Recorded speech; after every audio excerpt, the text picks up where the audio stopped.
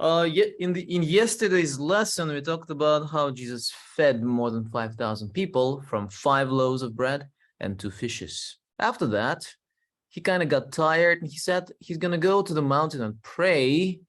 And he told his disciples to get into the boat and go first. He said he will see them on the other side while he stayed up and prayed. Jesus went to a quiet place and prayed.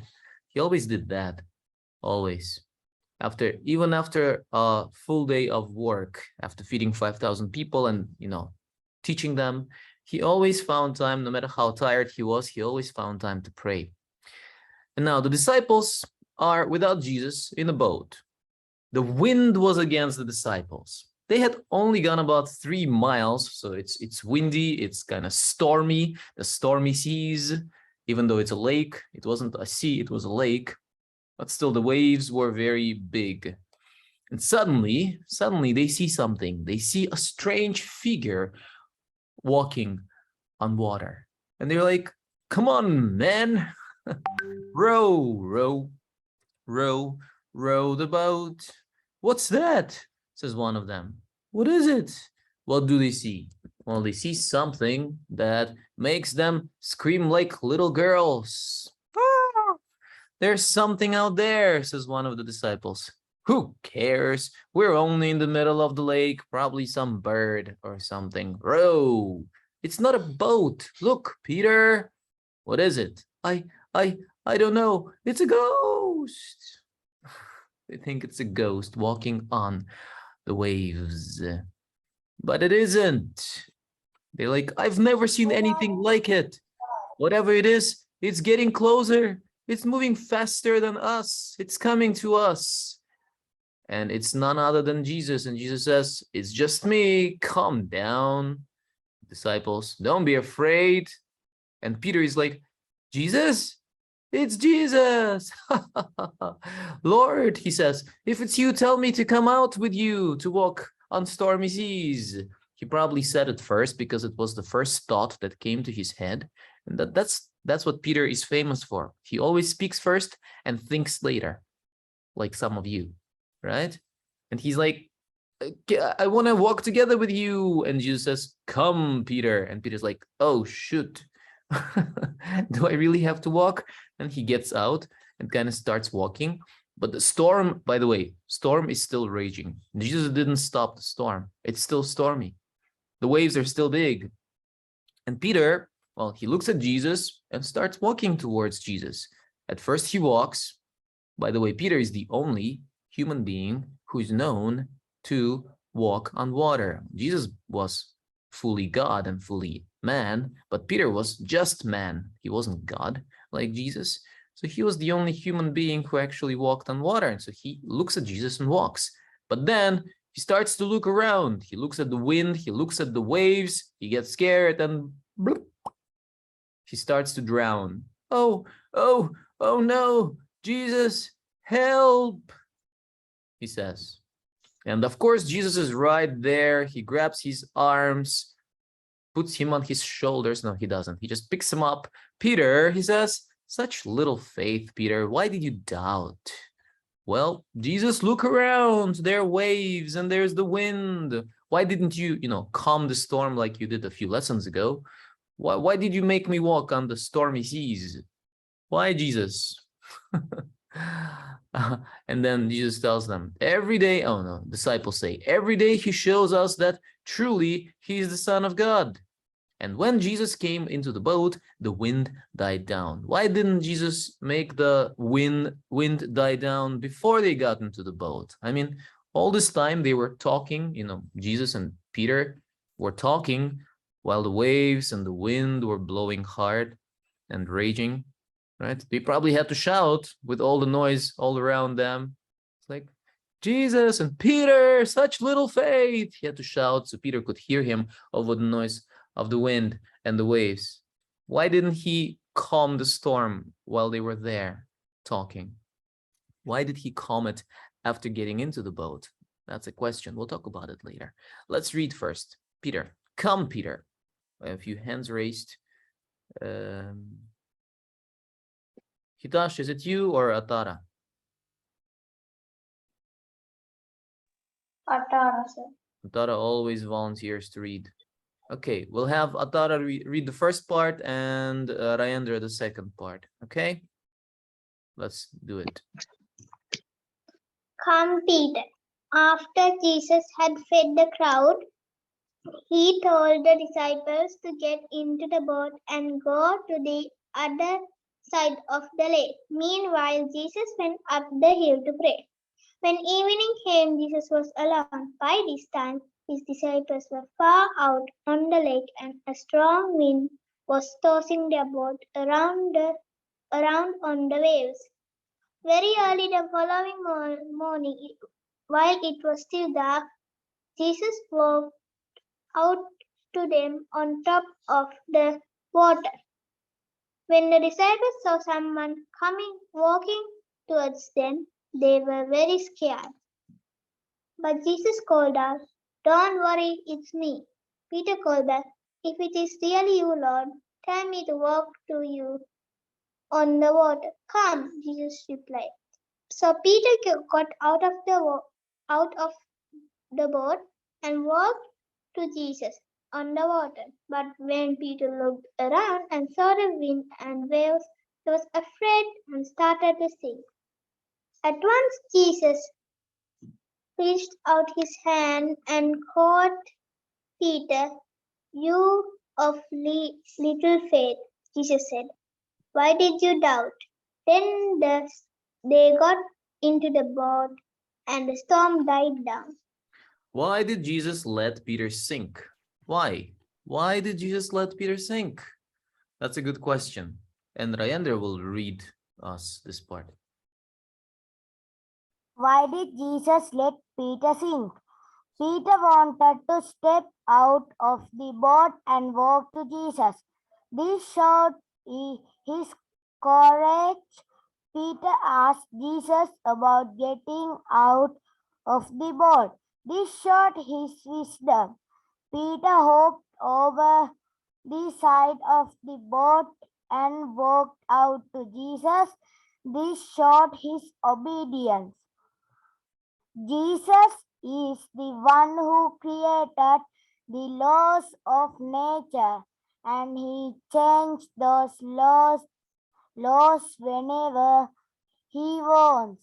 And so, while Peter kept looking at Jesus, his faith was strong and he walked on the water. Why then did Peter start to sink? Peter looked around at the waves. His sudden fear swamped his faith. And without faith, Peter was affected by the laws of nature, which made him sink like a stone. Always remember that even when your faith is weak, Jesus is also Always there. Always there, and he will hold on to you. Let's read the verse for today together. Ready, go. When I am afraid, When I am afraid, I will put my trust in you. Psalms chapter 56, verse 3. Yeah. So why did Jesus let Peter sink? That's the important question.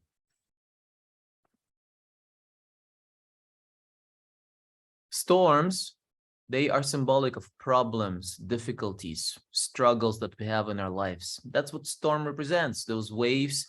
The song that we sang, the oceans, the first song that we sang, and then You Raise Me Up, that also mentions walking on stormy seas. Wow, coincidence?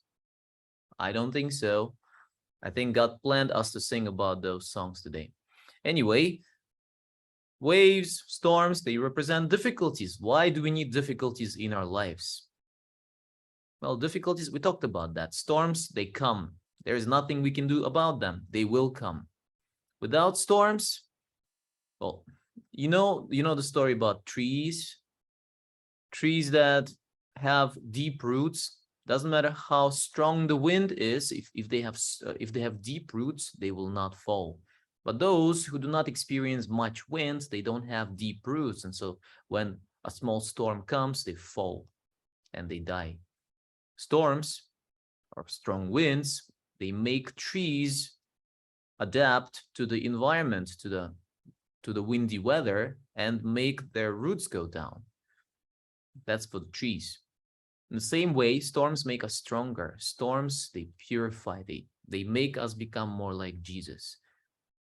Like the diamond is made in extreme pressure, we talked about that. He's making diamonds out of you and me, because you are 17 or 18% carbon and diamonds are made of carbon. Not no chemistry. I'm sorry. Don't worry. I'm not talking about chemistry thing. Continuing. Why did Jesus let Peter sink? As long as Peter kept his eyes on Jesus, he was walking on water. The only human being, not Jesus, but Peter, the only human being who walked on water was Peter.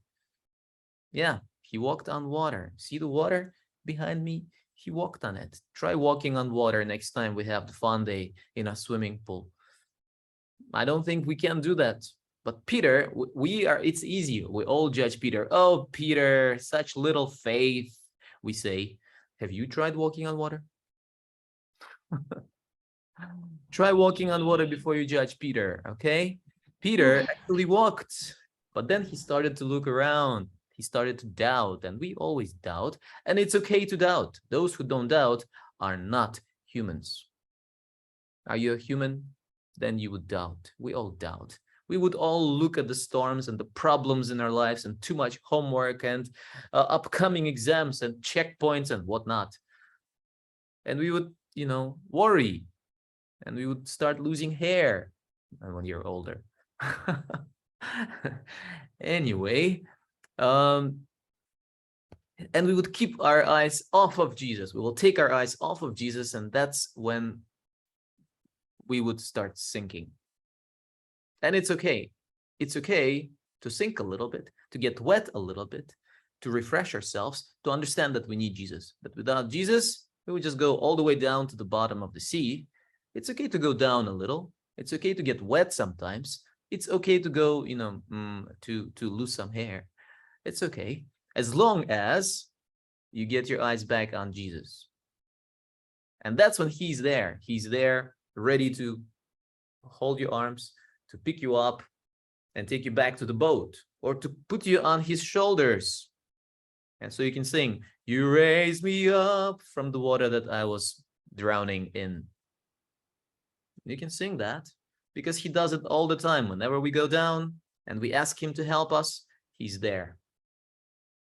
His hand reaches out to us to help us. But we have to ask. Peter asked, "Jesus, help me," and Jesus was there.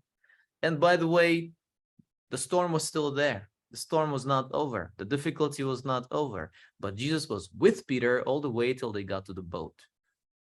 Jesus didn't stop the storm while they were talking, while Peter was drowning, while he helped him to get back up. The storm wasn't over. It was still there. So our difficulties, our problems are not going anywhere, but Jesus would be with us in the problem, and he would walk with us on the water till we get to the boat. Okay? That's the important thing. You're not alone in the storm. If you have a problem, if you have a difficulty, But at night I'm alone. At night I'm alone. I didn't get it. At night I'm alone. You are never alone. We should sing a song. You are not alone. I am not alone. There's a song. I am not alone by Carrie Joe. Carrie who? I forgot her name. Carrie something.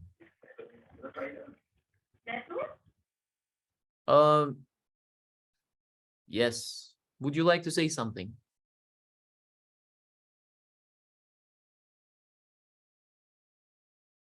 Anyone? Can I tell you a story? Okay. Or are you tired of my stories? Okay. Okay. No, All right, yes, very well. You can tell So us once a man died and he went to heaven, and Jesus said, Can I go, please? yes, Gaina, you can go, but it's a very good story. Okay. My brother came. Bye. Bye. Okay, if it's a brother, Bye. sure. Go. No, he didn't. Go. I'm telling a story. So once a man died and he went to heaven, and Jesus said, come, I'll show you your life. And he took him to the beach, and on the beach, the sand, there are footsteps on the sand. There are man's footsteps. Next to him, there are Jesus' footsteps. And so they go together.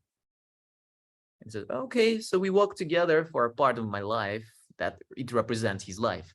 And then at a certain point in his life, there's only one pair of feet, of footsteps, only one pair. And he says, Jesus, how could you do that? You left me. I was alone. Well, Guyana needed to hear that because she thinks she's alone at night.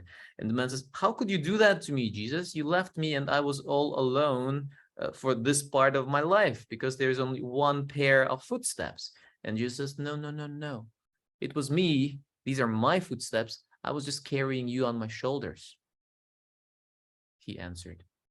And then the man understood.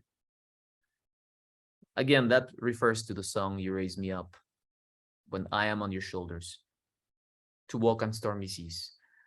Let me stop the recording.